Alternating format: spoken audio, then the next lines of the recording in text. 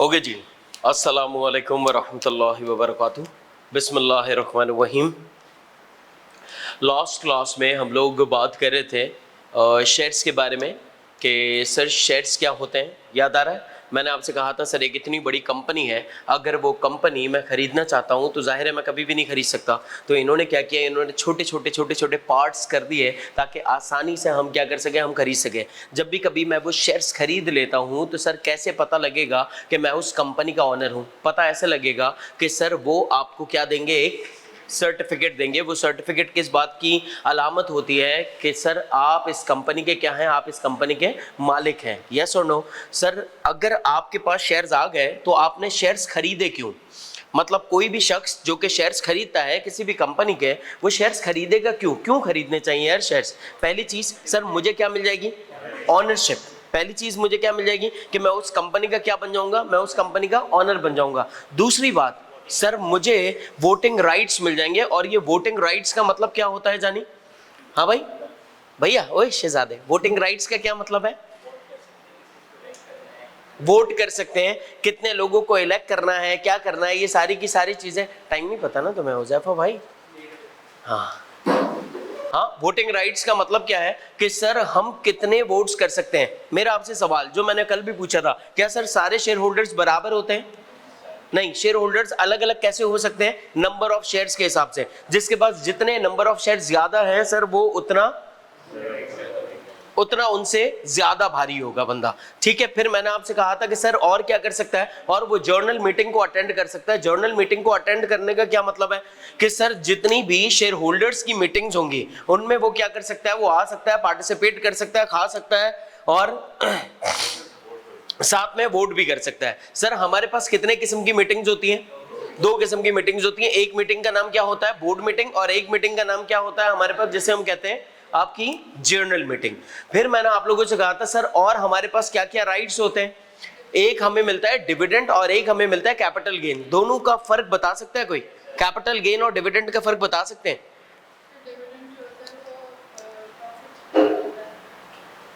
Dividend क्या होता है? प्रॉफिट। ओके,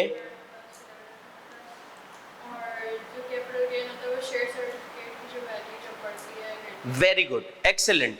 डिविडेंड में और कैपिटल गेन में फर्क क्या होता है? डिविडेंड का मतलब होता है कि सर हमने जो आपको पैसा दिया है उस पैसे से आपने अपने बिजनेस को ग्रो किया है और आपको प्रॉफिट्स हुए हैं। उन प्रॉफिट में से कुछ हिस्सा आप क्या करते हैं, हमारे साथ शेयर करते हैं। उसे हम क्या कहते हैं? उसे हम कहते हैं डिविडेंड। और कैपिटल गेन का क्या मतलब है? जो आपने मुझे सर्टिफिकेट दिया है। जानी क्या दिया आपने मुझे? सर्टिफिकेट। वो सर्टिफिकेट फर्ज करो मेरे पास 1000 रुपए का है, वो 1000 रुपए का सर्टिफिकेट मैं क्या चाहूंगा, उसकी कीमत बढ़ जाए या कम हो जाए? यार मेरे पास अगर सर्फ एक्सेल रखा है तो मैं क्या चाहूंगा, सर्फ एक्सेल की कीमतें बढ़े या कम हो? बढ़ जाए। तो इसका मतलब मैंने इसी वजह से तो सर्फ एक्सेल लिया था, यार इसकी प्राइस बढ़ जाएगी। तो इसी तरह सर आपने जो सर्टिफिकेट खरीदा है उसके ऊपर 1000 रुपए लिखा हुआ है, उसकी अगर मार्केट वैल्यू 3000 रुपए हो गई तो आपको क्या मिल जाएगा? आपको कैपिटल गेन मिल जाएगा। ठीक है, तो सर क्या कैपिटल लॉस भी हो सकता है? जी हाँ बिल्कुल, कैपिटल लॉस भी हो सकता है। सर और आप क्या कर सकते हैं, और आपके पास क्या राइट है? सर मैं इन सर्टिफिकेट्स को बेच भी सकता हूं। कहां पे बेच सकते हैं भाई? पीएसएक्स में, पाकिस्तान स्टॉक एक्सचेंज के अंदर आप क्या कर सकते हैं? इन सर्टिफिकेट्स को बेच भी सकते हैं। फिर मैंने आपसे कहा था कि सर अगर मैं बेचना नहीं चाहता, मैं अपने बच्चों को, अपनी औलाद को ऐसे गिफ्ट करना चाहता हूं, बोलो जा भाई तू खेल कूद, तो इसका मतलब क्या मैं गिफ्ट कर सकता हूं? जी हाँ बिल्कुल गिफ्ट कर सकते हैं। सर क्या अगर हमारे मरने के बाद इनहेरिटेंस के तौर पे ये बांटा भी जा सकता है? बिल्कुल बांटा जा सकता है, हाँ या ना? और मैंने आपको क्या बताया था इसके बारे में? सर अगर कोई माइनर है, माइनर के हिस्से में अगर वो शेयर्स आते हैं, सर क्या माइनर शेयर होल्डर बन सकता है? माइनर शेयर होल्डर बन सकता है, लेकिन सर माइनर किसी भी कंपनी का डायरेक्टर नहीं बन सकता। जी, और क्या बताया? लिमिटेड लाइबिलिटी के बारे में बताया था। सर कंपनी की जो लाइबिलिटी होती है वो क्या होती है? वो लिमिटेड होती है, ऐसा ही है। फिर मैंने आप लोगों से कहा था कि सर कंपनी की जो लाइबिलिटी है वो लिमिटेड दो किस्म से होती है। One is limited by shares and the other one is limited by guarantee. Limited by shares का क्या मतलब है? लिमिटेड बाय शेयर्स का मतलब है कि सर अगर हमने एक कंपनी के शेयर्स खरीदे हैं तो तीन किस्म की बातें होंगी। वो तीन किस्म की बातें कौन सी होंगी? या तो सर वो शेयर्स की अमाउंट क्या होगी? फुली पेड, या फिर क्या होगी? या फिर पार्शियली पेड, या फिर क्या होगी? अनपेड। ठीक है, यहां तो आपने कंप्लीटली पेड ही नहीं किया होगा। सर अगर हमने फुली पे कर दिया है, क्या अब हमारी वाइंडिंग अप के ऊपर कोई लायबिलिटी बनती है? कंपनी की वाइंडिंग अप के ऊपर क्या अब हमारी कोई लायबिलिटी बनती है? अब हमारी कोई लायबिलिटी नहीं बनती। अगर आपने फुली पेड कर दिया, अब आपकी कोई लायबिलिटी नहीं है। सर लेकिन अगर आप अनपेड हैं, अनपेड, आपने कुछ भी नहीं पे किया, सर आपकी लायबिलिटी बनती है वाइंडिंग अप के ऊपर? बनती है। कितनी बनती है? जितना अमाउंट आपने पे नहीं किया, जो आपको पे करना था, बस। लेकिन सर कंपनी की लायबिलिटी तो 5 करोड़ रुपए है, तो क्या 5 करोड़ रुपए के लिए उसकी क्या घर बार बेच दूं अपने? नहीं बेचूंगा ना यार, ऑब्वियस सी बात है। मेरी जितनी लायबिलिटी बनती है मैं उतना ही पे करूंगा। क्यों? क्योंकि मेरी लायबिलिटी क्या है? लिमिटेड। मेरी लायबिलिटी क्या है? Limited. Got my point? Sir अगर पार्शियल पेड है, मुझे पे करने 5,000 रुपए, ठीक है, कंपनी को मुझे 5,000 रुपए शेयर्स के अगेंस्ट में पे करने, और सर मैंने पे कर दिए 3,000 रुपए, तो इसका मतलब कि सर मजीद 2,000 रुपए बाकी है ना? है मजीद 2,000 रुपए बाकी है। लाइट तो बंद कर ले। मजीद 2,000 रुपए क्या है? बाकी है। तो इसका मतलब कि सर अब मुझे कितना पे करना पड़ेगा? अब मुझे मजीद 2,000 रुपए पे करना पड़ेगा। इसी तरह सर लिमिटेड बाय गारंटी है। लिमिटेड बाय गारंटी के अंदर हमें क्या क्या याद रखना है? अब ये नहीं, यहीं पे आप लोगों को खड़े रखना पड़ेगा भाई। नहीं मुर्गा मुर्गा तो नहीं, लेकिन लिमिटेड बाय गारंटी के अंदर मैंने आपको क्या बताना है? लिमिटेड बाय गारंटी के अंदर हमारे पास सर अगर हमने कोई लोन लेना है, देखो अब तक हम किसकी बात कर रहे थे? ऑनरशिप की, शेयर्स की। अब हम बात क्या कर रहे हैं कि मुझे आपको ऑनरशिप नहीं देनी, लेकिन मुझे आपसे सिर्फ लोन लेना है। सर लोन में और ऑनरशिप में क्या फर्क है? जो बेसिक, जो बहुत बड़ा जो फर्क है, वो फर्क क्या है कि लोन के अंदर सर जब भी कभी मैं आपसे लोन लेता हूं, तो याद रख लें मेरे भाई, मैं आपको हमारी कंपनी के मामलात के अंदर कभी भी इंटरवीन नहीं करने दूंगा। मैं आपको हमारी कंपनी के अंदर आने नहीं दूंगा। मैं आपको हमारी कंपनी के अंदर बात में बीच में बोलने भी नहीं दूंगा। मैं आपको कंपनी के वोटिंग राइट्स भी नहीं दूंगा। मैं आपको हमारी ओनरशिप भी नहीं दूंगा। मैं आपको डिविडेंड भी नहीं दूंगा। लेकिन मैं आपको क्या दूंगा? इंटरेस्ट। क्या दूंगा मैं आपको? तो जिन लोगों से आपने लोन लिया है, उन लोगों को आप सिर्फ और सिर्फ क्या दे रहे होंगे? इंटरेस्ट दे रहे होंगे। लेकिन सर जिन लोगों को आपने ऑनरशिप दी है, उनके राइट्स भी ज्यादा बनते हैं, हाँ है ना? तो इसी तरह सर अगर हमें ऑनरशिप नहीं देनी और हम लोन की तरफ जा रहे हैं, तो फर्ज करो अगर हमने लोन लिया है, तो जिन डायरेक्टर्स ने गारंटी ली होगी, सर वो डायरेक्टर्स ने अगर कंपनी ने अपने ऑपरेशन से पे ना किया उस लोन को, तो फिर वो लोन कौन पे करेगा? जिन डायरेक्टर्स ने गारंटी ली होगी, हाँ या ना? कब? वाइंडिंग अप के ऊपर। कब? वाइंडिंग अप के ऊपर इनको पे करना पड़ेगा। लेकिन एक बात जो इंपॉर्टेंट थी वो बात बता दो बस। ओ कौन सा 1 ईयर? रिजाइनिंग का 1 ईयर या वाइंडिंग अप वाला? वाइंडिंग अप वाला। अगर सर वाइंडिंग अप हुआ है 2015 के 31 दिसंबर को, ठीक है, और डायरेक्टर रिटायर्ड हुआ है 2015 की 31 मार्च को, तो क्या वो पेएबल होगा उसके लिए या नहीं होगा? वो लायबल होगा या नहीं होगा? बिल्कुल होगा। यस और नो? लेकिन सर वो रिटायर्ड हो गया है, उसने रिजाइन कर दिया है 2013 में, और कंपनी वाइंड अप हो रही है 2015 में। अब उसकी कोई लायबिलिटी नहीं होगी। आ रही है बात समझ? ये कल की सारी बातें थी। कोई सवाल पूछना है इसके अंदर? अगर कोई सवाल है तो पूछ ले, और अगर कोई सवाल नहीं है तो हम अपनी जिंदगी को आगे लेके चलते हैं। कोई सवाल नहीं पूछना चाहते? पक्की बात है? चलें जी, स्टार्ट। बिस्मिल्लाहिर्रहमानिर्रहीम। लेक्चर नंबर 4, चैप्टर नंबर 1, ठीक है।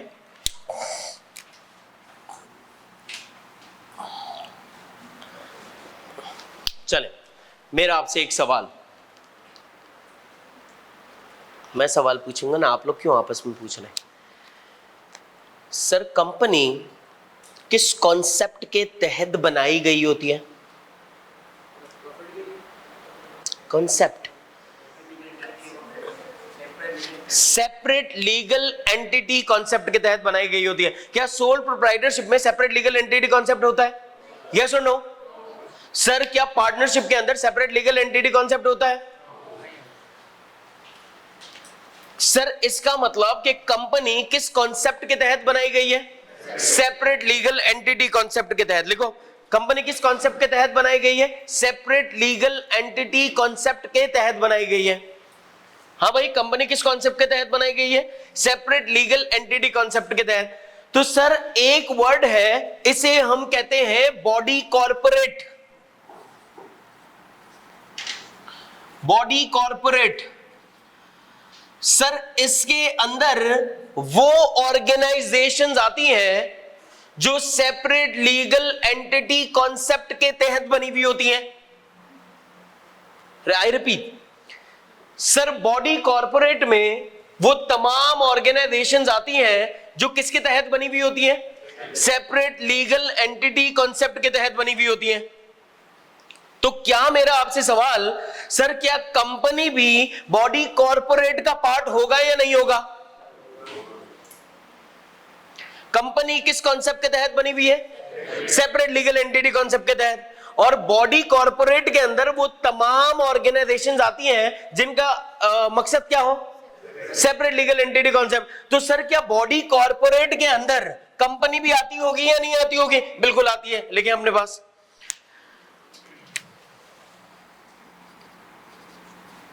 Separate legal entity concept,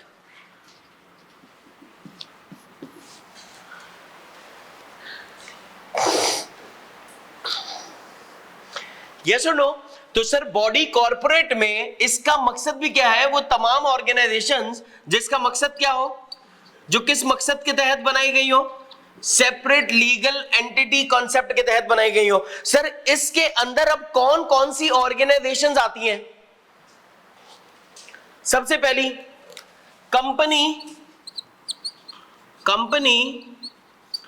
incorporated in Pakistan under very good, under companies act. हाँ या ना? जो कंपनीज एक्ट के अंडर में जो आ रही हैं वो क्या कहलाएंगी? वो आपकी बॉडी कॉर्पोरेट के अंडर में आ रहा होगा। यस और no?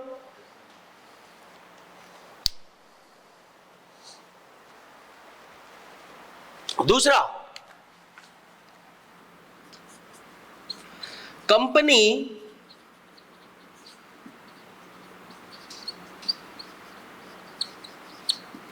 Incorporated in Pakistan under any other law. किसी और लॉ के तहत भी अगर कोई कंपनी इनकॉर्पोरेट हुई है और उसका मकसद भी क्या हो? उसका मकसद भी क्या हो? सेपरेट लीगल एंटिटी कॉन्सेप्ट ही हो, तो सर वो भी किसके अंडर में आ रही होगी? बॉडी कॉर्पोरेट के अंडर में। यानी अंडर कंपनीज एक्ट आ रहा हो तो भी body corporate, under any other law, लेकिन उसका मकसद क्या हो? Separate legal entity. सर इसके अंदर शामिल किनको एक्सेप्शंस मिली हुई हैं? एक्सेप्शंस किनको है वो लिख रहा हूं यहां पे।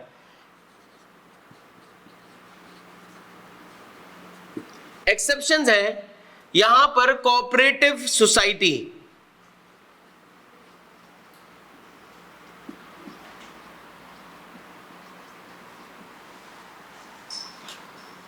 एंड वो तमाम ऑर्गेनाइजेशंस जिनको फेडरल गवर्नमेंट ने एक्सक्लूड किया हुआ इसके अंदर से।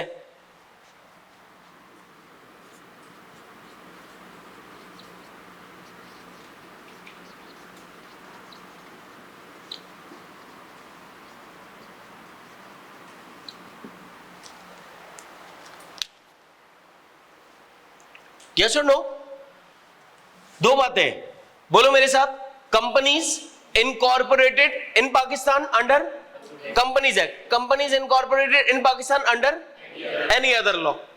ठीक है, जिसमें से एक्सेप्शंस किसके पास है? Cooperative society and exclude by federal government. अब सर तीसरी बात, कंपनीज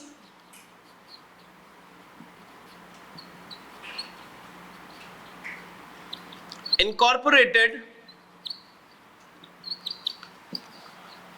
आउटसाइड पाकिस्तान।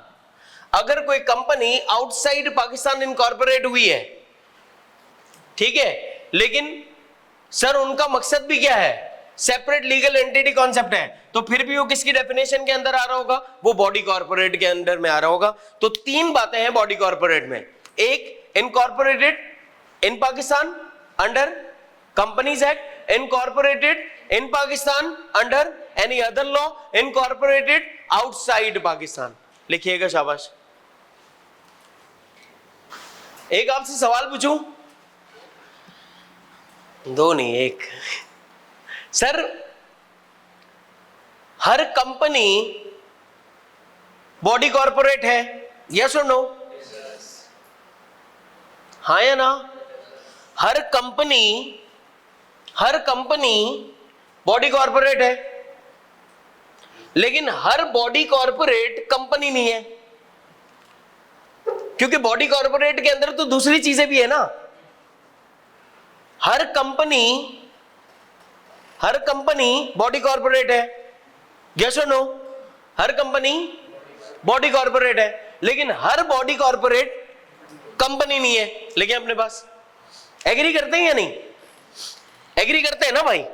अलियान भाई,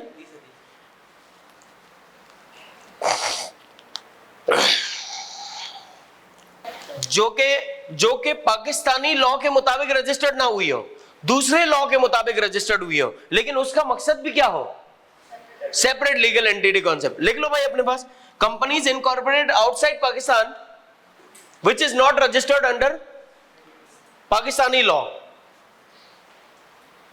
लेकिन वो किसके लॉ के तहत रजिस्टर्ड हुई होगी, किसी दूसरी कंट्री के लॉ के तहत रजिस्टर्ड हुई होगी, लेकिन उनका कॉन्सेप्ट क्या होगा, सेपरेट लीगल एंटिटी कॉन्सेप्ट।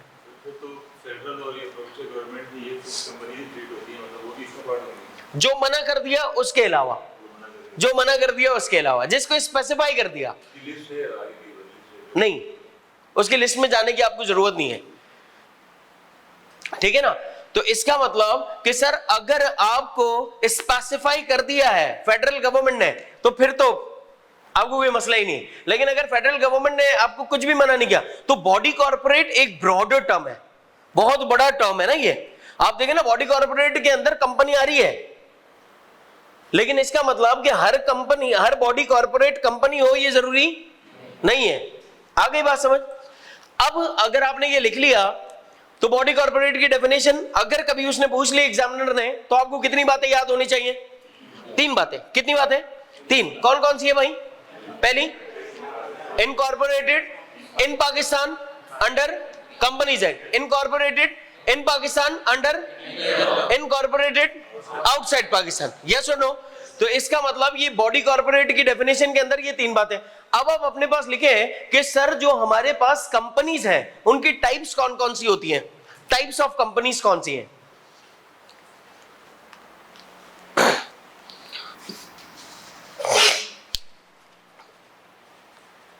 क्या कर रहा है भाई, छन्नू की आंख में ये इतनी आवाजें निकाल रहा भाई। तो सर टाइप्स ऑफ कंपनीज, अब कंपनी की किस्में हमारे पास कौन सी हैं? सबसे पहले लिखें on the basis of liability. इसके अंदर हम बातें पढ़ चुके हैं वैसे, on the basis of liability. Liability के अंदर कुछ बातें आ रही थी, liability, limited liability bye shares, limited liability by guarantee, ये पढ़ चुके हैं ना, वही बातें लिखूंगा। On the basis of, on the basis of liability. तो इसके अंदर आपको याद रखने की ज्यादा जरूरत है नहीं। कौन सी बात आ रही होगी, बोलो ना यार? लिमिटेड लाइबिलिटी बाय शेयर्स, हाँ या ना? दूसरा, वेरी गुड। क्या इनके फर्क पता है हमें? और 2017 के हिसाब से लिमिटेड लाइबिलिटी बाय शेयर्स में क्या होगा? Fully paid. और लिमिटेड बाय गारंटी में क्या होगा? 1 साल वाली बात। भाई ये दो बातें आपको अलग अलग याद होनी चाहिए।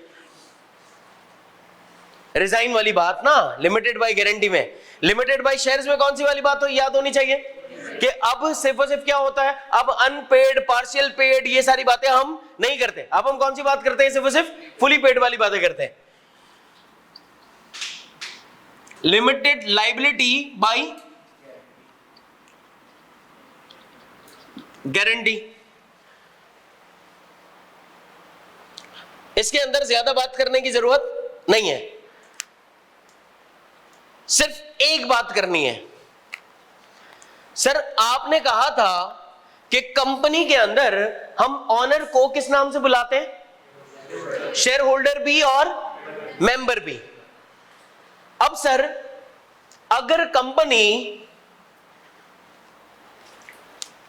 लिमिटेड बाय शेयर्स है, अगर एक कंपनी रजिस्टर्ड है लिमिटेड बाय शेयर्स के उससे, तो इसके ऑनर को किस नाम से बुलाओगे?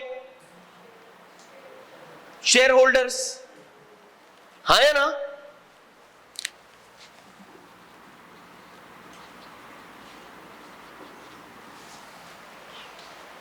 और अगर कंपनी लिमिटेड बाय गारंटी है तो उसके ऑनर को किस नाम से बुलाओगे? मेंबर के नाम से। लिखो लिखो, अगर कंपनी लिमिटेड बाय शेयर्स है तो उसके ऑनर को किस नाम से बुलाएंगे? सही है भाई। सर इसका मतलब कि जहां पर एक company limited by guarantee shares दोनों हो तो वहां पे ज्यादातर वर्ड कौन सा यूज किया जाता है? ये वर्ड यूज किया जाता है मेंबर। कौन सा वर्ड यूज किया जाता है? मेंबर। तो इसी वजह से आपका ऑर्डिनेंस ज्यादातर वर्ड कौन सा यूज करेगा? मेंबर वर्ड यूज करेगा। ठीक है, कौन सा वर्ड यूज कर रहा होगा? आपका मेंबर वर्ड यूज कर रहा होगा। बात पता लग रही है? तीसरी बात इसके अंदर, ये वो बात है जो आपके दिमाग में ना एक कंफ्यूजन क्रिएट करेगी अभी। ठीक है, आप तैयार रहेंगे कि आपके दिमाग में एक कंफ्यूजन होने वाली है। अनलिमिटेड लायबिलिटी,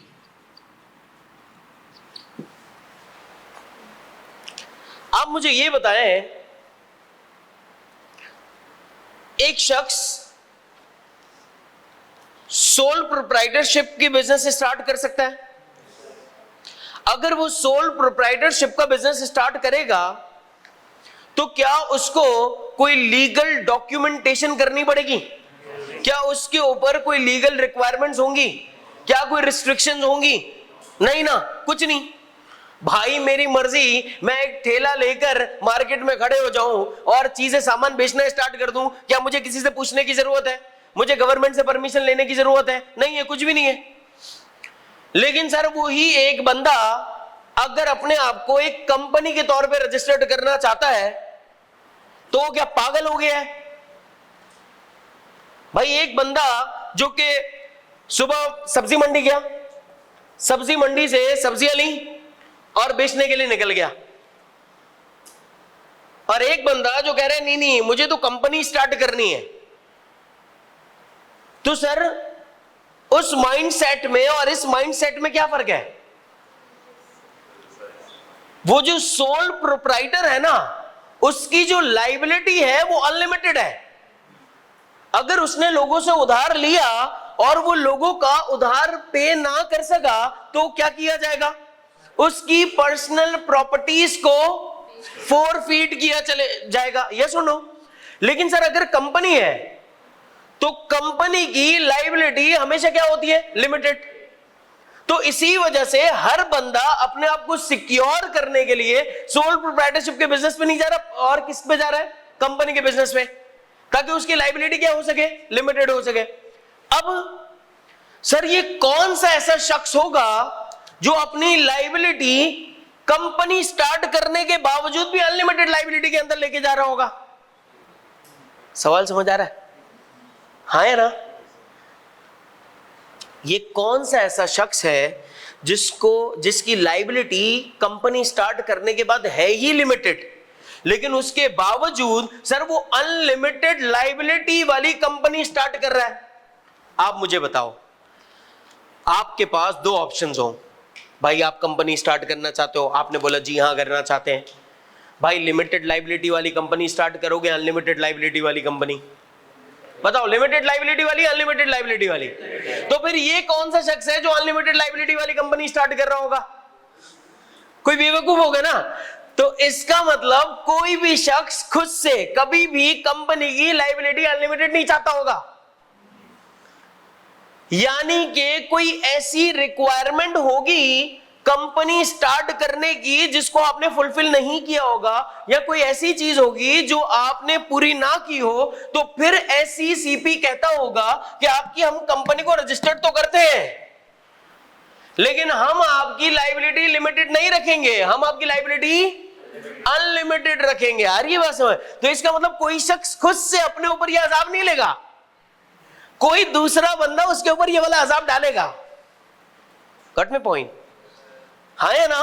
तो इसका मतलब कि अनलिमिटेड लायबिलिटी वाली जो कंपनीज होती हैं सर, वो किसकी तरफ से होती हैं? कोई शख्स खुद नहीं चाहता, वो जो रजिस्ट्रार होगा या SECP होगा वो आपसे कहेगा कि आपको ये वाली कंपनी रजिस्टर्ड इस तरह से करवानी पड़ेगी, अदरवाइज आप कंपनी रजिस्टर्ड ना करवाओ। अब वो कोई भी चीज हो सकती है, कोई भी बात हो सकती है जिसके ऊपर आपको क्या करवानी पड़ेगी? एक अनलिमिटेड लायबिलिटी रजिस्टर्ड करवानी पड़ेगी। अगर आपको अच्छा लगता है तो अनलिमिटेड लायबिलिटी वाली कंपनी रजिस्टर्ड करवाओ, और अगर अच्छा नहीं लगता तो ना कराओ। कट में पॉइंट लेके अपने पास शाबाश। तो अनलिमिटेड लायबिलिटी और लिमिटेड लायबिलिटी वाले में फर्क क्या है कि एक में आपकी पर्सनल प्रॉपर्टीज फॉरफिट कर ली जा सकती है और इनमें आपकी पर्सनल प्रॉपर्टीज फॉरफिट नहीं की जा सकती। चाहे कंपनी को कितना भी बड़ा नुकसान हो रहा हो, आप कितना पे करेंगे? जितना आपका अमाउंट अनपेड है। आप कितना पे करेंगे? जितनी आपने गारंटी दी हुई है। लेकिन अनलिमिटेड में आप कितना पे करेंगे? जब तक कंपनी का एक एक रुपया नहीं उतर जाता, है ना? लिखिएगा शाबाश।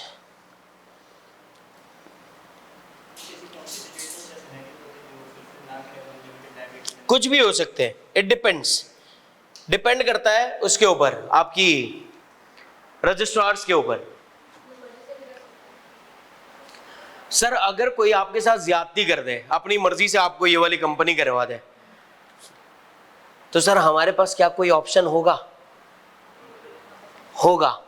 ना? मैं ही तो बताऊंगा सब, खाली सवाल पूछ रहा हूं ताकि इससे आपको ये लगे बोला यार ये हमसे भी पूछता है। आपको कुछ बच्चे होते हैं ना, उनसे घर वाले कोई सवाल नहीं पूछते तो वो क्या बोलते हैं, हमारी कोई इज्जत ही नहीं है। तो मैं ये चाहता हूं आपकी इज्जत है, तो इसी वजह से मैं क्या करता हूं, आपको इन्वॉल्व करता हूं, वरना तो मैं ही पढ़ाता रहूं, क्या मसला है मुझे, मैं कोई सवाल ही ना पूछूं।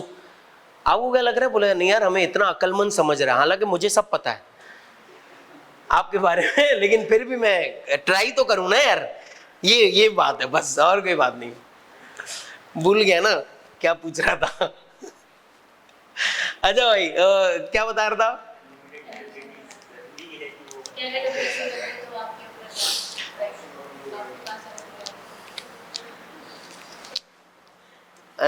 मुझे याद ही नहीं आ रहा।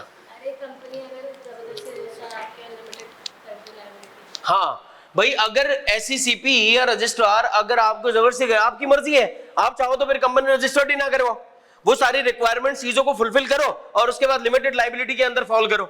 वरना कोई बेवकूफ होगा जो अपने आप को लिमिटेड लायबिलिटी के बावजूद अपने आप को किस में लेकर जाए? अनलिमिटेड लायबिलिटी में। क्योंकि कंपनी ज्यादातर होती किस लिए? लिमिटेड लायबिलिटी की वजह से लोग इतने लीगल डॉक्यूमेंटेशन के अंदर पढ़ते हैं, लोग इतने रिस्ट्रिक्शंस के अंदर पढ़ते हैं, वरना कोई भी ना पढ़े। आगे बात समझ।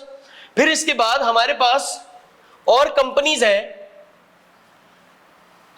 इन्हें हम कहते हैं अदर कंपनीज।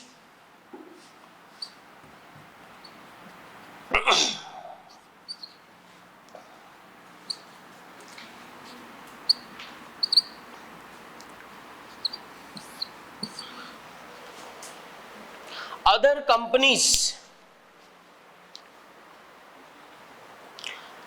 कंपनीज में अब हमारे पास कुछ मसला है।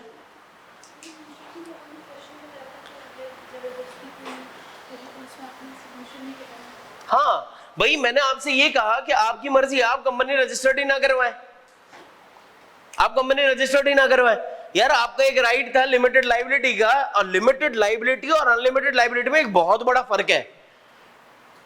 तो कोई भी शख्स नहीं चाहता कि सर उसकी लायबिलिटी जो कि लिमिटेड है, जिसकी वजह से वो कंपनी रजिस्टर्ड करवा रहा है, जिसकी वजह से वो लीगल डॉक्यूमेंटेशंस में जा रहा है, उसके बावजूद भी उसको लिमिटेड लायबिलिटी ना मिले और अनलिमिटेड लायबिलिटी मिले, तो वो नहीं करवाएगा।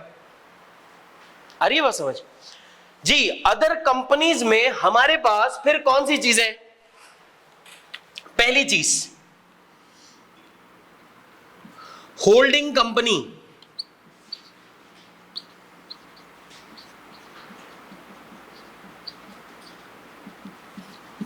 होल्डिंग कंपनी, ये आपसे किसने कहा एसएमसी अनलिमिटेड लायबिलिटी होती है? गलत है।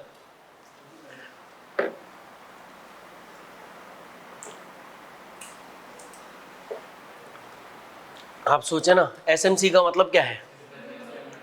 Single member company. एक बंदा जिसके पास चांस था सोल प्रोप्राइटरशिप का बिजनेस स्टार्ट करे, तो वो पागल आदमी फिर भी कंपनी स्टार्ट कर रहा है। तो क्यों कर रहा है? एक वजह से, और वो लिमिटेड लायबिलिटी है। आ रही है बात समझ? सिर्फ एक वजह से वो कंपनी की तरफ जा रहा है, वरना डॉक्यूमेंटेशन करना आसान है क्या? आपसे कोई छोटा सा डॉक्यूमेंटेशन बोलता है ना, बोला यार एक काम करना, ये वाले फॉर्म वॉर्म फिल कर ले 4, तो आप बोलते हैं यार ये नहीं होगा भाई, एडमिशन करा दो, फॉर्म वॉर्म फिल नहीं कराओ। ये सुनो, इसका मतलब हम डॉक्यूमेंटेशंस किसी को भी अच्छी नहीं लगती, और इतनी लीगल डॉक्यूमेंटेशंस करवानी मुश्किल काम है। ओके जी सर, एक है जिसे हम कहते हैं होल्डिंग कंपनी। होल्डिंग कंपनी का मतलब क्या है? एक ऐसी कंपनी जिसने अपने शेयर्स इशू किए हुए हैं। फर्ज करें एक कंपनी है, मैं यहां पे थोड़ी सी सिचुएशन क्रिएट करता हूं। एक कंपनी के पास ऑथराइज्ड शेयर्स है 10,000। कितने शेयर्स इशू कर सकता है? 10,000 शेयर्स एक कंपनी इशू कर सकती है, ठीक। लेकिन सर उस कंपनी ने इशूड किए हैं शेयर्स 6,000, ठीक है। अब सर ये कंपनी है कौन सी? इस कंपनी का नाम है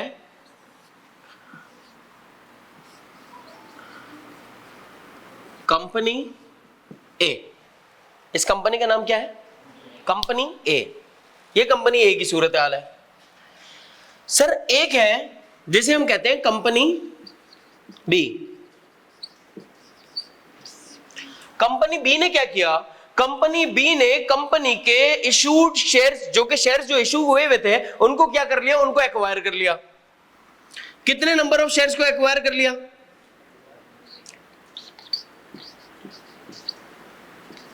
4,000 शेयर्स को क्या कर लिया? एक्वायर कर लिया। एक्वायर मतलब खरीद लिया। किसने खरीदा है? कंपनी बी ने। किसके शेयर्स खरीदे हैं? कंपनी ए के। अब सर होल्डिंग कंपनी का मतलब क्या होता है? एक ऐसी कंपनी जिसने आपके जो शेयर्स हैं, आपके जो शेयर्स हैं उसका मेजॉरिटी ऑफ शेयर्स एक्वायर कर लिया हो। Majority of shares. Majority of shares का मतलब क्या होता है? 50% से ज्यादा। अब 50% से ज्यादा सर कितना हो गया? 60 हो गया, 70 हो गया, 51 भी हो गया, 100 भी हो गया। ये तमाम के तमाम किसके अंडर में आता है? ये तमाम चीजें होल्डिंग कंपनी के अंडर में आता है। अब एक कंपनी है जिसे हम कहते हैं होल्डिंग कंपनी। होल्डिंग का मतलब क्या है? जिसने क्या किया? वो होल्ड किया। वो जिसने क्या किया? होल्ड किया। यानी ये क्या है? Bulb holder. Bulb holder.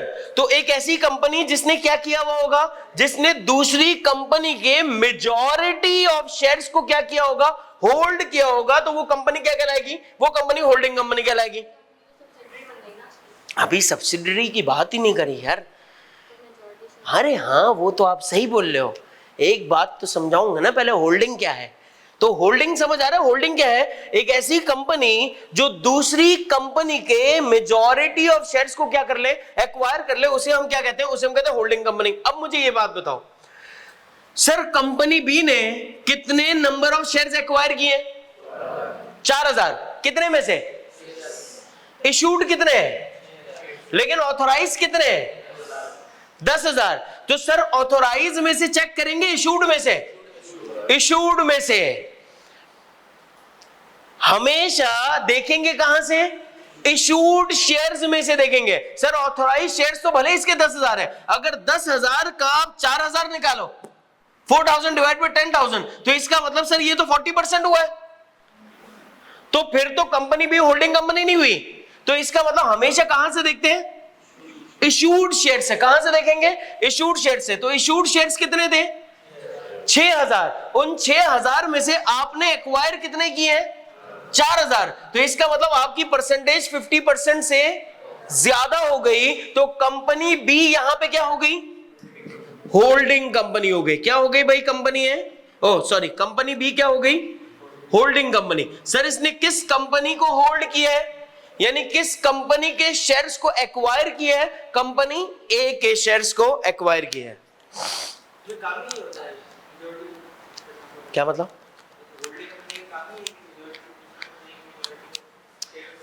अब भाई काम ये नहीं होता, ये तो मतलब स्टॉक मार्केट के अंदर से आपने वो शेयर्स ट्रेड हो रहे हैं, कोई भी खरीद सकता है, तुम भी खरीद सकते हो, कोई भी बंदा खरीद ले। यस और no? Stock market PSX issued हुए, कहां पे रखे हुए? वो स्टॉक एक्सचेंज में। स्टॉक एक्सचेंज में वो ट्रेडिंग हो रही है। अब ट्रेडिंग करते करते मैं एक ही कंपनी के शेयर्स खरीद रहा हूं, तो अगर मेरे पास उस कंपनी के मेजॉरिटी ऑफ शेयर्स आ गए तो मैं क्या बन गया? मैं उस कंपनी का होल्डिंग बन गया। हाँ या ना? मतलब अब इसका मतलब क्या है? अब इसका जरा मतलब समझिएगा, इसका मतलब जरा समझ लें। यार मेरे पास एक ऐसी कंपनी के शेयर्स हैं 50% से ज्यादा, उस कंपनी को चलाने के लिए आधे से ज्यादा पैसा मैंने दिया है। भाई अगर आपकी चार्टर्ड अकाउंटेंसी के ऊपर आधे से ज्यादा खर्चा मैं कर रहा हूं, क्या मैं आपसे पूछ सकता हूं बेटा कितने पेपर हुए? सवाब का काम है ना यार, आपके लिए पूछना ही है। तो इसका मतलब क्या मैं आपसे पूछ सकता हूं? बिल्कुल पूछ सकते हो। क्या सर मैं आपसे ये पूछ सकता हूं भाई पढ़ क्यों नहीं रहा? क्या मैं इंटरवीन कर सकता हूं? अबे यार क्या हर वक्त टिकटॉक पे लगा हुआ होता है?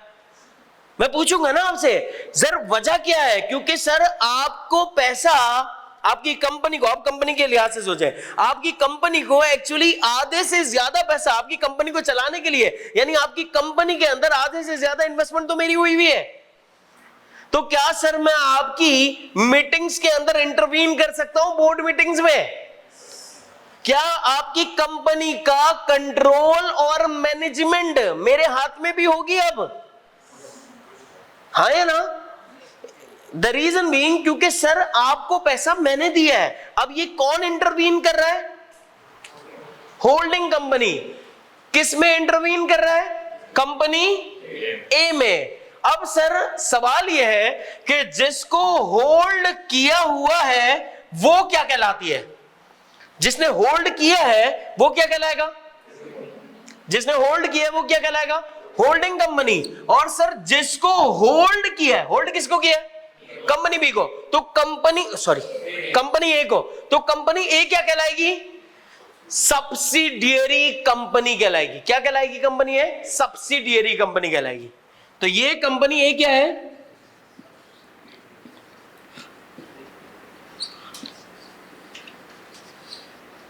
सब्सिडियरी कंपनी कौन सी होती है? जिसके मेजॉरिटी ऑफ शेयर्स क्या किए हुए हो? एक्वायर किए हो। किसने?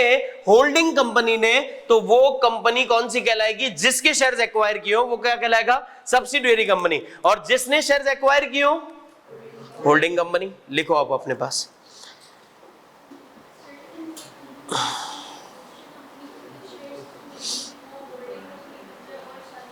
हाँ देखें, ये तो आप परचेस करते जा रहे हैं ना भाई। फर्ज करें अगर आप परचेस करते जा रहे हैं तो कंपनी को तो पैसा मिल रहा है, कोई और अगर पैसा नहीं लगा रहा और आप लगा रहे हैं, तो इसका मतलब स्टॉक मार्केट एक खुली दुकान है। आप किसी को मना नहीं कर सकते, हो भाई ये रख, है ना। ये मतलब कोई दुकान थोड़ी है जिसमें एक बंदा बैठा हुआ है, बोला भाई तूने कितने खरीदे, तू ये 5 सर्फ एक्सेल क्यों खरीदे, रख 3 रख। स्टॉक मार्केट तो एक खुली बाजार है ना भाई, वहां जिसको जितनी मर्जी चाहे शेयर उठा लो, कोई रोकने टोकने वाला थोड़ी है आपको, है ना।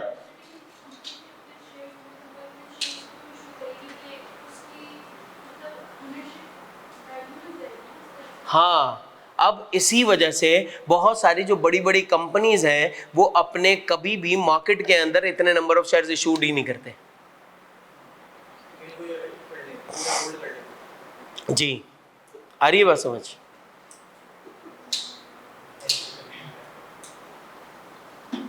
क्या? हाँ भाई, होल्डिंग कंपनी जो है वो आपकी पेरेंट कंपनी भी कहलाती है। जो आपकी होल्डिंग कंपनी है वो आपकी पेरेंट, PRENT, पेरेंट कंपनी भी कहलाती है।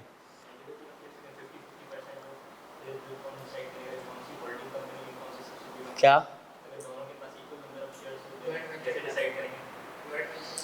अब भाई वो नई चीज मिला भाई, ये इनको ये है कि सर अगर बिल्कुल बराबर हो जाए और बिल्कुल जैसे मम्मी पापा रेफरी की तरह नहीं करते, बेटा तेरे को 4 चावल डाले तो इसको भी 4 चावल, अरे यार अबे अरबों शेयर से यार, उसमें भी बराबर कर रहा है भाई, बराबर कैसे होंगे यार, मतलब इतना कोइंसिडेंस नहीं करो। क्या? देखो वो अलग होता है, उसके यहां से कोई ताल्लुक नहीं है अभी, सही है भाई। अच्छा जी यार, एक चीज ना इसके अंदर ऐड कर लीजिएगा, बल्कि इसमें अमेंड कर लीजिएगा, ये हम ऑथोराइज शेयर से देखेंगे, इशूड शेयर से नहीं देखेंगे। ऑथोराइज शेयर से देखेंगे, इशूड शेयर से कभी भी नहीं देखेंगे, क्योंकि ऑथोराइज शेयर्स अगर किसी भी कंपनी के फर्ज कर लो 10,000 है, अगर उसने इशूड किए में 2,000, तो इसका मतलब आपको क्या सिर्फ 1,000 शेयर्स एक्वायर करने हैं, तो हम कहां से देखेंगे, हम ऑथोराइज शेयर्स से देख रहे होंगे, ठीक है। इसकी फिर भी मैं मजीद आपको कंफर्मेशन कल की क्लास में भी कर दूंगा। क्या? क्या? कैसे कंपनी बी? कैसे? अबे भाई खरीद तो ये रहा है ना, खरीद वो थोड़ी रहे, ये खरीद रहे। हाँ 50%, इसको तो हम ज्यादा कर देते हैं कि भैया हम 5,500 खरीद रहे हैं, ठीक है, लेकिन सही है भाई, यहां तक बात समझ आती है। अब एक और जरा चीज सुन ले, होल्डिंग कंपनी और सब्सिडियरी कंपनी। एक कंपनी है जिसे हम कहते हैं wholly owned subsidiary, wholly owned subsidiary. Holi means completely, fully, WHOLLY।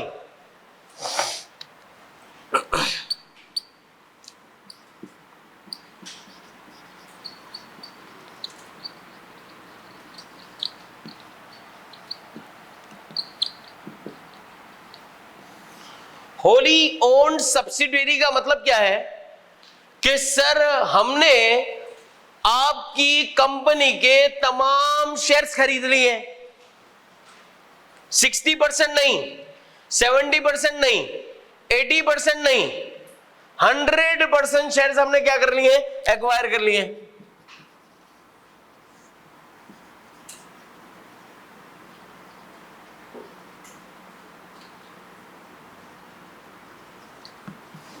तो ऐसी कंपनी क्या कहलाती है आपकी, wholly owned subsidiary, completely owned कर लिया है भाई आपने। एक ऐसी कंपनी जिसको आपने क्या किया हुआ है,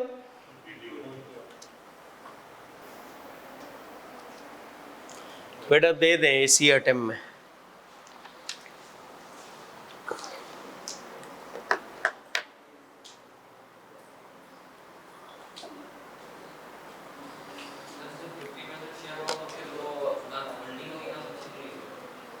क्या? देखिए 50% से ज्यादा होनी चाहिए आपकी मेजॉरिटी। आपका जो ऑर्डिनेंस जो वर्ड लिखता है ना, वो लिखता है मेजॉरिटी। मेजॉरिटी का मतलब है कि 50% से ज्यादा। 50% से ज्यादा कुछ भी हो सकता है, जैसे 50.02%, तो 50 से ज्यादा होना चाहिए, तब जाकर आप होल्डिंग बनेंगे और सामने वाली आपकी सब्सिडियरी बनेगी। यहां तो आप इंतजार करें मजीद, अगर आपने 50% आपने एक्वायर किया हुआ है तो आप होल्डिंग बनने के लिए मजीद कुछ शेयर्स खरीद ले मार्केट से।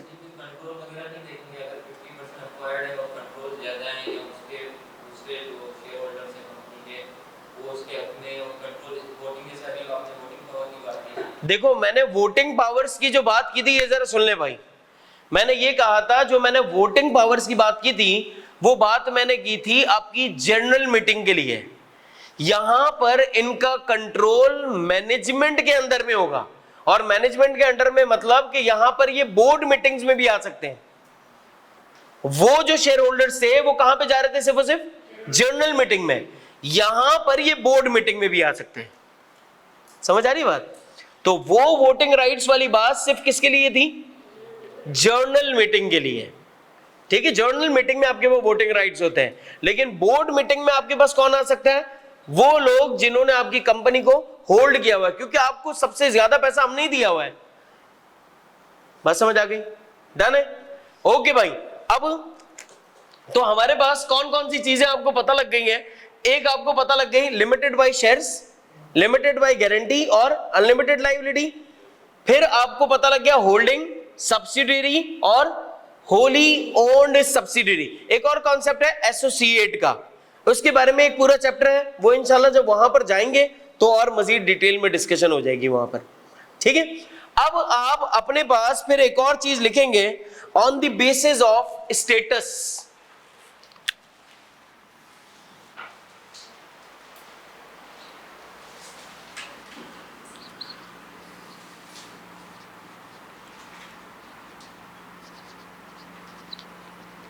On the basis of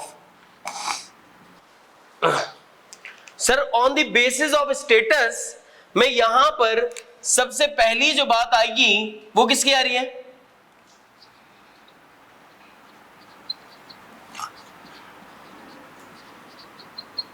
private company. सबसे पहले अपने पास लिखिएगा प्राइवेट कंपनी के बारे में। सर प्राइवेट कंपनी कौन सी होती है, इसके लिए आपको 3 रूल्स बताए हैं। कितने रूल्स? 3 रूल्स। वो कौन से रूल्स आपको बताए हैं? पहला,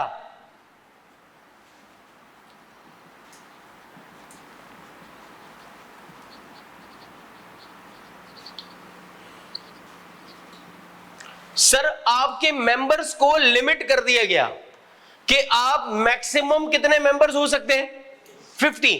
सर 50 से ज्यादा आप मेंबर्स नहीं हो सकते हैं। यानी एक प्राइवेट कंपनी के अंदर मैक्सिमम नंबर ऑफ मेंबर्स कितने होंगे, 50। 50 से ज्यादा मेंबर्स नहीं हो सकते। सर क्या इन 50 मेंबर्स के अंदर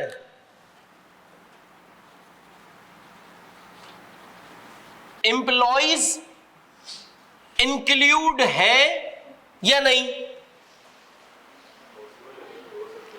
सवाल आपसे, आवाज समझ तो ले, सुन तो ले भाई। इंक्लूड है या नहीं? फर्ज कर ले सर एक कंपनी है, उसके मेंबर्स हैं, उसके मेंबर्स हैं 40। कितने मेंबर्स हैं? 40। और उस कंपनी के अंदर जो एम्प्लॉइज हैं वो है 18। हो सकते हैं या नहीं हो सकते? हो सकते हैं। अब मुझे ये बताएं, क्या सर ये प्राइवेट कंपनी है या नहीं है? कैसे? सर मेंबर्स की आपको लिमिट बताई हुई है। यहां पे किस चीज की लिमिट बताई हुई है? मेंबर्स की आपको मैक्सिमम लिमिट बताई हुई है। सर लेकिन अगर हमारे एम्प्लॉइज 200 है, फर्क पड़ेगा नहीं पड़ेगा? 500 एम्प्लॉइज है, कोई फर्क नहीं पड़ेगा।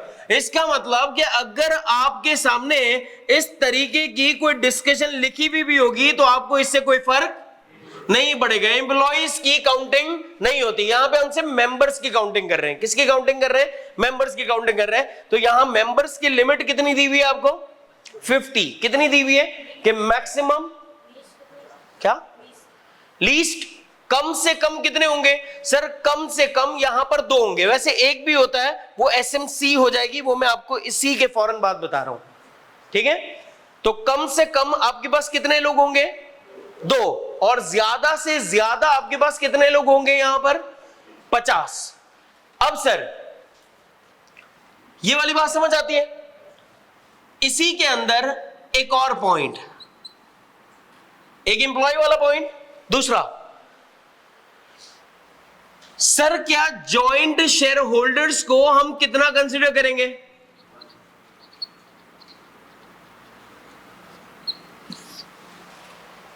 किसने बोला? क्या बात सर, जॉइंट शेयर होल्डर्स, फर्ज करो यार, प्लीज यहां पे देख लो, ये एक सिचुएशन बनाते हैं, हमारे पास मेंबर्स हैं 40। कितने मेंबर्स हैं? 40, जो कि इंडिविजुअल मेंबर्स हैं, और सर जॉइंट शेयर होल्डर्स हैं हमारे पास 12। क्या सर अब भी ये प्राइवेट कंपनी है या नहीं है? है या नहीं है? यार तूने बात सही बता के भी नहीं, ये पूरे 12 के 12 एक ही है, ये जॉइंट शेयर होल्डर्स हैं। याद रख ले concept, joint share holders considered as, ये जितने भी जॉइंट शेयर होल्डर्स हैं सर वो कितने कंसिडर किए जाते हैं? एक कंसिडर किए जाते हैं। फर्ज कर ले सर ये जॉइंट शेयर होल्डर्स 3-3 के पेयर में, 3-3 के उसमें, joint share holder 1, joint share holder 2, इसमें भी 3 लोग हैं, इसमें भी 3 लोग हैं, जॉइंट शेयर होल्डर 3, इसमें भी 3 लोग हैं, जॉइंट शेयर होल्डर 4, इसमें भी 3 लोग हैं। अब मुझे जरा बताएं सर इनको आप काउंटिंग कैसे करेंगे? प्लीज यार यहां पे देख लो, तो यहां पे मेंबर्स कितने थे? 40, ये 40 तो काउंट होंगे, इसके बाद ये कितने काउंट होंगे? 1, ये कितने काउंट होंगे? 1, ये कितने काउंट होंगे? क्योंकि इन तीनों को हम कितना कंसीडर कर रहे हैं? 1 कंसीडर कर रहे हैं, और इन तीनों को भी हम कितना कंसीडर कर रहे हैं? 1 कंसीडर कर रहे हैं, तो टोटल ये कितने हो गए? 44, 44। और सर एम्प्लॉइज अगर 12 है कोई फर्क नहीं पड़ता। इसका मतलब कि आप प्राइवेट कंपनी की डेफिनेशन के अंदर आते हैं। तो इट मींस कि सर जॉइंट शेयर होल्डर्स के लिए एक बात क्या होनी चाहिए? कंसिडर्ड एज सिंगल या 1, joint share holders considered as 1। तो ये सबसे पहला पॉइंट था प्राइवेट कंपनी का, ये वाला। इस पॉइंट के अंदर मजीद अंदर 2 पॉइंट्स हैं जो आपको पता होने चाहिए। एक कौन सा पॉइंट? एम्प्लॉइज वाला, कि एम्प्लॉइज की काउंटिंग नहीं होती, और दूसरा कौन से वाला? Joint share holders. और जॉइंट शेयर होल्डर्स क्या काउंट होंगे? 1 काउंट होंगे। यस और नो? सर अगर ये पूरे 12 एक साथ हैं, 12 लोगों ने मिला के शेयर खरीदा हुआ है, तो फिर ये कितने काउंट होंगे? 1। लेकिन सर अगर इन्होंने भी अलग अलग खरीदा हुआ है कि ये 3 मेंबर्स अलग हैं, ये 3 मेंबर्स अलग हैं, इन 3 ने अलग काउंट किया, इन 3, तो फिर ये 1, ये 1, ये 1, ये 1, ये 1 ऐसे काउंट हो जाएगा। बात समझ आ गई है? लेकिन अपने पास हाँ क्या एक्सीड नहीं करने चाहिए? हाँ नहीं करने चाहिए। जॉइंट शेयर होल्डर अगर एक करके 50 से ज्यादा निकल गए आप लोग, तो फिर ऑब्वियस बात है आप लिमिट क्रॉस कर गए प्राइवेट कंपनी वाली। क्या लिमिटेड? सारी कंपनीज यहां पे लिमिटेड लायबिलिटी है। सही है भाई?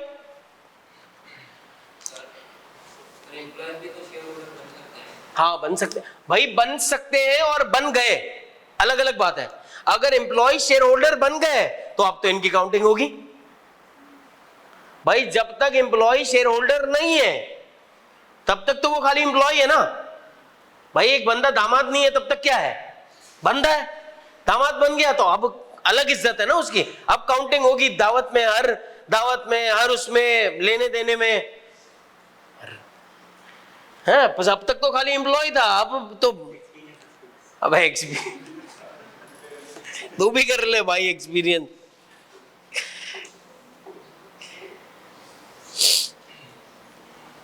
डन, लिख लिए ये। दूसरी बात किसके अंदर, हाँ बेटा, हाँ बेटा, कौन मेंबर नहीं है? हाँ, मेंबर्स का मतलब ही शेयर होल्डर्स है ना। हाँ, इनके पास इक्विटी है, इनको भी मेंबर्स ही काउंट करते हैं, लेकिन इन मेंबर्स को हम कंसिडर्ड 3 करें, 3 लोग हैं ना ये, तो इनको हम 3 काउंट करें या 1 काउंट करें? हाँ या ना भाई? 5 चीजें रखी हुई है, 5 चीजें रखी हुई है, 5 टॉफीज रखी हुई है, 5 टॉफीज। एक टॉफी इसने उठा ली, एक टॉफी इसने उठा ली, एक टॉफी मैंने उठा ली, एक टॉफी इसने उठा ली, एक टॉफी तुम तीनों के बीच में। तो क्या टॉफी ज्यादा हो गई? टॉफी तो उतनी ही है ना, बंदे ज्यादा हो गए भाई।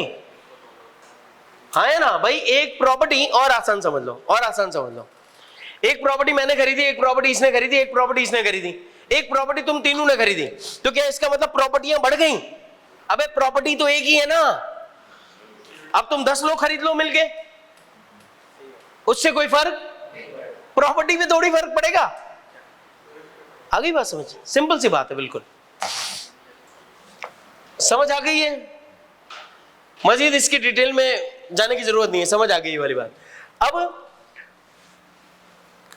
सर यहां पर आपके ऊपर एक रिस्ट्रिक्शन भी है, मैं अभी तक प्राइवेट कंपनी की डेफिनेशन के अंदर ही हूं। सर वो रिस्ट्रिक्शन क्या है?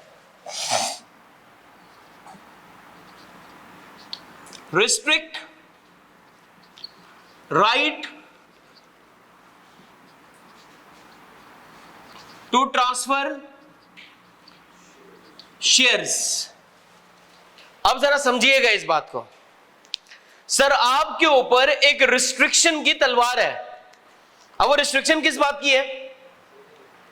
वो रिस्ट्रिक्शन इस बात की है कि सर आप ये शेयर्स किसी और को बेच नहीं सकते अनटिल एंड अनलेस आप एग्जिस्टिंग शेयर होल्डर से पूछ ना ले कि यार मैं ये शेयर्स बेचना चाहता हूं, क्या तुम खरीदना चाहते हो? नहीं समझे? प्राइवेट कंपनी किन लोगों की होती है? आपके मेरे जैसे लोगों की कंपनी होती है, प्राइवेट इन्वेस्टर्स की कंपनी होती है। हाँ है ना? हम चचा, मामा, भतीजे, भांजे, इन लोगों ने मिला, बोला एक काम करते हैं, कंपनी खोलते हैं, टेंशन नहीं ले, हम बैठे। ये इन्होंने मिला के एक कंपनी खोल ली। अब इस कंपनी के अंदर सर एक रिस्ट्रिक्शन क्या होगी? अब क्या सर हम सारे मेमन लोग, ठीक है, सारे हम मेमन लोग, अब ये मेमन लोगों के बीच में फर्ज करें कोई दूसरी कम्युनिटी का बंदा मैं लेकर आ जाऊं, मैं उसको शेयर्स बेच दूं। अब हम कुरो कर रहे हैं, उसको समझ ही नहीं आ रही, वो बोल रहा है क्या अनएथिकल हरकतें करते हो, ये करते हो तुम लोग, अजीब। हाँ है ना? उसकी हटेगी नहीं हटेगी। अब हम उसके लिए लैंग्वेज थोड़ी चेंज कर देंगे कि हम सब इंग्लिश में बिल्कुल यूं गुटका निकाल के बात करें। यार क्यों करें, हम वैसे ही तो इसका मतलब हम वैसे ही बात करेंगे ना भाई, हम आपके लिए चेंज थोड़ी कर देंगे। तो इसका मतलब अगर तुम कोई, अब ये समझ लेना, ये बात टेक्निकल हो रही है वैसे, अगर हम कोई नया बंदा लेकर आ रहे हैं और वो हमारी मेंटल कैपेसिटी टाइप का बंदा है ही नहीं, तो इसका मतलब बाकी सबको इश्यू हो जाएगा कि भैया उसको तू लाया क्यों? नहीं समझे? हाँ, very good very good very good very good. पहले खाली इतनी सी मेरी वाली बात समझ लो। मैंने क्या बोला? मैंने ये बोला भैया हम मेमन लोगों ने एक कंपनी बना ली, सही है। अब ये जो कितने 15 मेमन है, चचा, भतीजे, मामू, चाचू, ये सारे 15 मेमन लोग हैं, इन्होंने एक कंपनी बनाई। अब इस कंपनी के अंदर कुछ शेयर्स मेरे पास भी हैं। सर क्या वो शेयर्स मैं उठा के किसी दूसरी कम्युनिटी के बंदे को बेच दूं? अगर मैं उस कम्युनिटी के बंदे को बेच रहा हूंगा तो हम लोग सारे आपस में, ये जो जितने जो बाकी जो लोग हैं, 14 लोग, ये आपस में किस लैंग्वेज में बात कर रहे होंगे? मेमनी में, कुरो कुरो कुरो कुरो करके। अब ये लोग तो कुरो कुरो करके बात कर रहे हैं, तो उसको तो समझ नहीं आ रही होगी ना। वो क्या बोलेगा, भाई ये कहां लेकर आ गए हो? और हम भी क्या बोलेंगे, भाई ये किस बंदे को लेकर आ गए हो हमारे बीच में? तो इसी वजह से जब भी कभी आप में से किसी को भी अगर नंबर ऑफ शेयर्स अपने बेचने होंगे, तो हम बेचेंगे किसको? पहले एग्जिस्टिंग शेयर होल्डर से पूछेंगे कि भैया क्या आप लोग वो शेयर्स खरीदना चाहते हो या नहीं खरीदना चाहते। अगर ये लोग वो शेयर्स खरीदना चाहते होंगे तो हम उनको बेचेंगे, अगर उसके बाद फिर हम किसी और को भी वो शेयर्स बेच सकते हैं। लेकिन पहले हम किससे पूछेंगे? यानी पहली प्रेफरेंसेस किसकी होती? एग्जिस्टिंग शेयर होल्डर्स की होगी। तो लिख लें अपने पास। तो अब ये मतलब समझ आ रहा है? Restrict right to transfer of shares, कि sir right to transfer of shares, यानी कि आप शेयर्स को ट्रांसफर नहीं कर सकते। किसे नहीं कर सकते? किसी और को। कब तक नहीं कर सकते? जब तक आप एग्जिस्टिंग शेयर होल्डर से परमिशन ना ले लें। यानी पहली प्रेफरेंस किसको दी गई होगी? एग्जिस्टिंग शेयर होल्डर्स को। समझ आ रही बात? ये एग्जांपल से आपको पता लग गया होगा कि यार क्या मसला है। अब फर्ज करो 10 मुसलमान की कंपनी है, अब इसमें कोई दूसरा यहूदी अगर आ जाए उस कंपनी के अंदर, आप शेयर्स तो आपके हैं ना, आप किसी को भी बेच दो। अगर हम किसी और को बेच दें, सर हमारी बनेगी नहीं बनेगी? नहीं बनेगी ना यार। वो लेगा ज़कात क्यों दे रहा है भाई, ये इंटरेस्ट ले, ये इट मींस कि आपकी और उसकी थॉट्स अलग अलग है मामलात में। तो इसी वजह से क्या बोला कि भैया पहले क्या करो, पहले एग्जिस्टिंग शेयर होल्डर्स को प्रेफरेंस देंगे, पहले उनसे मालूम करेंगे। लिख लेना अपने पास ये बात। जी जी, ये प्राइवेट, क्योंकि हम बात किसकी कर रहे हैं जानी? प्राइवेट कंपनी की। तो यहां पर सिर्फ एग्जांपल भी मैं आपको प्राइवेट कंपनी की दे रहा हूं, मैं आपको पब्लिक कंपनी के एग्जांपल नहीं दे रहा, सिर्फ प्राइवेट कंपनी के एग्जांपल दे रहा हूं जी। डन हो गया? अगली बात लिख लिया? एग्जांपल लिख रहे हो? लिख लेना अपने पास, ताकि आपको पता लग जाए, बोला हाँ यार ये बात तो सही है, लॉजिकल है। इस वजह से हम किसी और को प्राइवेट कंपनी के शेयर्स नहीं बेचते। जी बेटा। स्टॉक एक्सचेंज में जो रनिंग होगी ना, इसकी क्रेडिट होगी। सर प्राइवेट कंपनी क्या स्टॉक मार्केट के अंदर उसके शेयर्स ट्रेड होते हैं या नहीं होते? याद रख लो, प्राइवेट कंपनी के शेयर्स स्टॉक मार्केट के अंदर ट्रेड होते ही नहीं है। सही है? प्राइवेट कंपनी के शेयर्स स्टॉक मार्केट के अंदर ट्रेड नहीं होते। सर तीसरी बात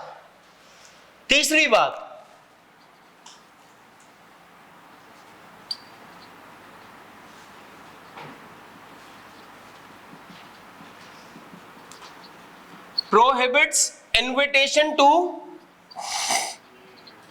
जर्नल, यानी कि सर आप क्या नहीं कर सकते? आप जर्नल पब्लिक को इनवाइट नहीं कर सकते। कैसे? न्यूज़पेपर में देकर पब्लिक को किसी भी तरह से आप इनवाइट नहीं कर सकते। ये काम सिर्फ और सिर्फ कौन कर सकता है? ये काम सिर्फ और सिर्फ पब्लिक कंपनी कर सकती है। ये काम सिर्फ और सिर्फ कौन कर सकता है? पब्लिक कंपनी कर सकती है। प्राइवेट कंपनीज ये काम नहीं कर सकती। इसको याद रखने के लिए एक चीज है, इसे हम कहते हैं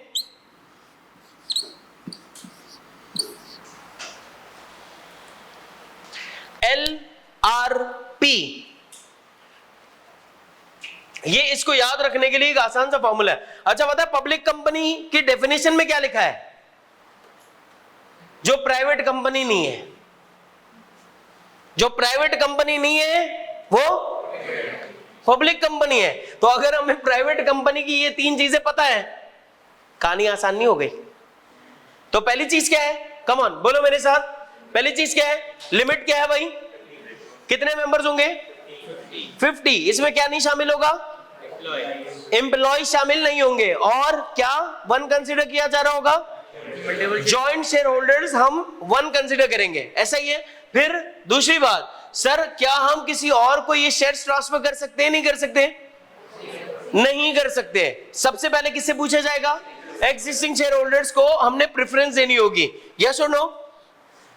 फिर तीसरी बात, sir prohibits invitation to general public. क्या सर हम जनरल पब्लिक को इनवाइट कर सकते हैं? कर ही नहीं सकते, क्योंकि हम स्टॉक मार्केट के अंदर ट्रेड ही नहीं करते। हम जनरल पब्लिक को बुला ही नहीं सकते। ये काम किसका है? पब्लिक कंपनी का। इसका मतलब कि पब्लिक कंपनी के अंदर ये तीनों चीजें बिल्कुल अलग होंगी। अभी मैं पब्लिक कंपनी आपको बताया नहीं है, पब्लिक कंपनी बताऊंगा, लेकिन पब्लिक कंपनी के अंदर ये तीनों चीजें बिल्कुल अलग होंगी। जरा सोचो सर, क्या इसकी पब्लिक कंपनी की लिमिट 50 होगी या 50 से ज्यादा होगी? 50 से ज्यादा होगी। फिर सर क्या इनको पहले पूछना पड़ेगा एग्जिस्टिंग शेयर होल्डर को या किसी को भी बेच दें? सर क्या ये जनरल पब्लिक को बेच सकते हैं? नहीं बेच सकते, सबको बेच सकते हैं। आसान हो गई बात? जी बेटा। स्टेटमेंट्स, एनुअल, ये फाइनेंशियल स्टेटमेंट्स। देखें भाई, ये सारी बातें आपको आगे जाके पता लगेंगी कि इनको ऑडिट करवाना है, क्या करवाना है, इनके फाइनेंशियल स्टेटमेंट्स भिजवाने हैं। पहले हमें फर्क तो पता लगे कि कंपनियां होती कितनी नस्लों की हैं। सही है भाई जी?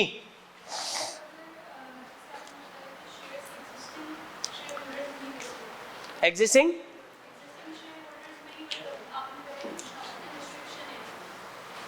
हाँ,